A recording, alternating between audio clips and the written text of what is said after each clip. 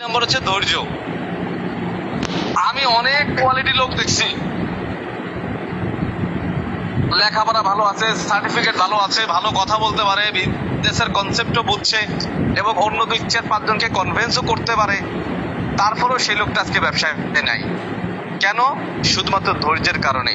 সে হয়তো তার নিজের সাথে এই বোঝাপড়াটা করতে পারে নাই, নিজের সাথে নিজে ক্যালকুলেশন করতে পারে নাই।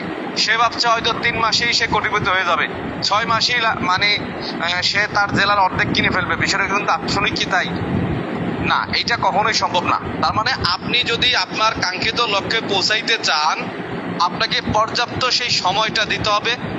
যে পরিমাণ কাজ করা দরকার ওই পরিমাণ কাজটুকু আপনাকে করতে হবে, কাঙ্ক্ষিত কাজও করতে হবে, পাশাপাশি পর্যাপ্ত সময়, যতটুকু সময় দেওয়া দরকার ততটুকু সময়ও আপনাকে দিতে হবে।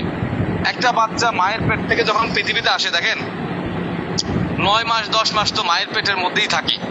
ওইখানে কি অবস্থায় আছে না আছে আমরা জানি না, কি অবস্থায় ভাবে বড় হয় আমরা জানি না, কিন্তু যখন মায়ের পেট থেকে ভূমিষ্ঠ হয়, পৃথিবীর মধ্যে চলে আসে, আমার আপনার সামনে চলে আসে, তখন দেখেন একদম নাবালক শিশু, 1 দিন 2 দিনের শিশু, সে বসা শিখতে, কথা বলতে একটু শক্ত হইতে 6 মাস 1 বছর সময় লাগে।